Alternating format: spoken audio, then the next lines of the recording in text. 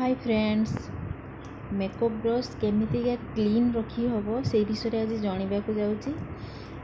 देखंतु मोर makeup brush और ब्लेंडर सब केमितिका गंधिया होगी पड़ी।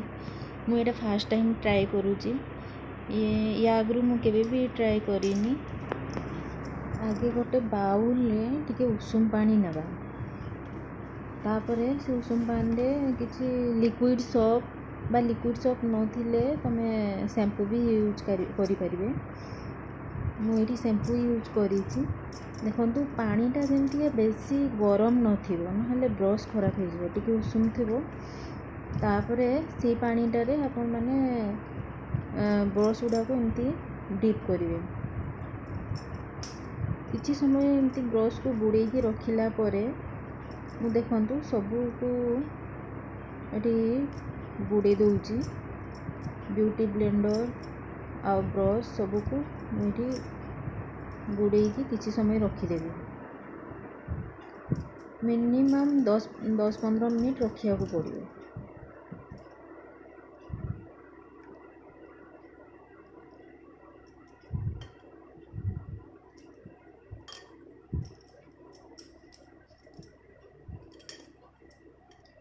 सबको पानी रे बुड़े देली।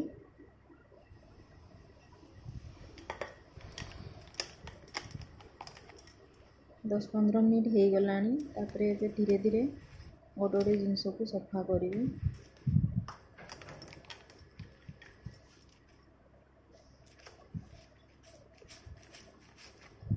एमती धरिकी टिके घसीदेले से सफा हो जाऊँ।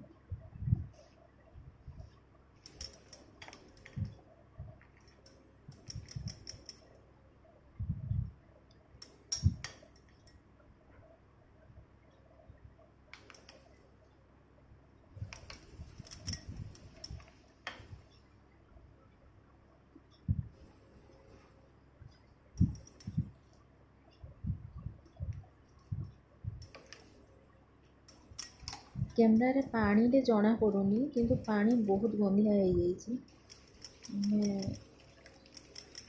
कैमरा रे एते आसुनी पानी रो कलरटा, किंतु पानी पूरा गंधिया हो। देखुना केमती देखा पानी।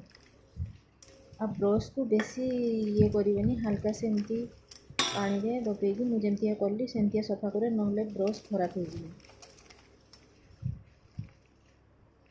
पानी पूरा गंधिया हो। एटा हूँ मोर बहुत पुराना स्पंजटा, से टिके सफा हाँको टाइम लगुच। एटा मु बिल्कुल आगु सफा करनी, मुझे जान नी एगुड़ा भी सफा करा से हिसाब से ये छाड़ूनी। टाइम टिके लगिला सेटा हेले भी पूरा भल से छाड़िलेनी। बहुत पूरा कषि है। बाकी जोड़ा मुझे यूज करुँची मसे है से गुड़ाक छाड़ी जाऊँगी। से गुड़ाक एत प्रोब्लेम हो। मिनिमम 15 दिन थरे बा अति बेसी मसेरे थरे सफा करवा निहाती दरकार। जदि आपण बेसी यूज कर तो 15 दिन को थरे निहाती सफा करवा दरकार। नहले आपण को स्किन खराब हो, स्किन रे व्रण बाहर, अन्न सब डिजीज बाहर, स्किन प्रॉब्लम सब बाहर।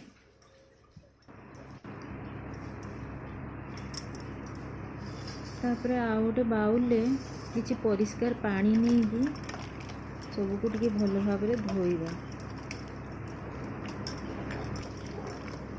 ब्लेंडर गुड़ा को भल से धोईकी ताकू भल से पूरा चिपुड़ी की रखिबा, नहीं तो सुखा को बहुत टाइम लगे। भल से चिपुड़ी देवे ताकू ब्लेंडर गुड़ा को।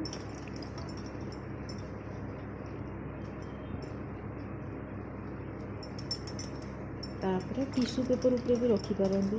टिश्यू पेपर ऊपर रखले तो पानीटा टाणी नब।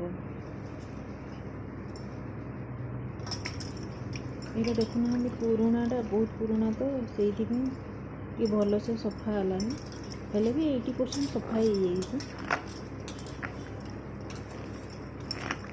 ब्लेंडर गुड़ाक एमती चापी चापी देले ता भितर जो फेण सब पशिची साबुन तो बाहर जो भल से बाहर जो।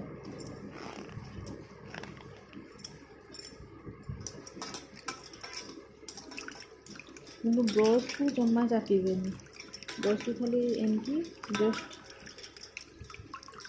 ଆଉ ଘଷା ଘଷି କିଛି କରିବେନି, ନହେଲେ ବ୍ରସ୍ ଖରାପ ହେଇଯିବ।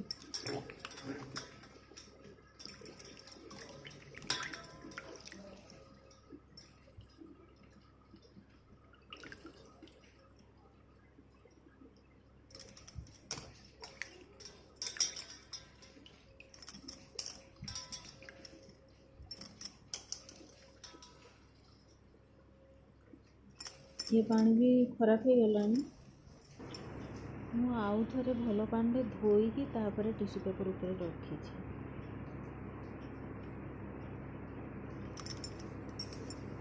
ଏମିତି टिश्यू पेपर ଉପରେ ରଖିକି ଟିକେ ଏମିତି ଚାପି ଚାପି ଦେଲେ ତାର ଯେଉଁ ଏକ୍ସଟ୍ରା ପାଣିଟା ଯେଉଁ ଅଛି ସେଗୁଡ଼ାକ ଟାଣି ନେବ।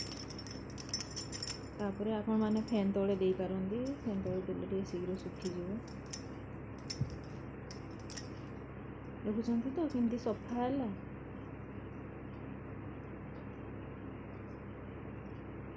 ଯେଉଁଗୁଡ଼ା ଦେଖନ୍ତୁ ମୁଁ ମାସରେ ଥରେ ସଫା କଲି ସେଗୁଡ଼ାକ ପୁରା ଭଲସେ ସଫା ହେଇଛି, ଆଉ ଯେଉଁଟା ବହୁତ ପୁରୁଣାଟା ସେଇଟା ପୁରା କଷି ହେଇଛି, ସେଇଟା ଛାଡ଼ିଲାନି, ନହେଲେ ଆଉ ସବୁ ସଫା।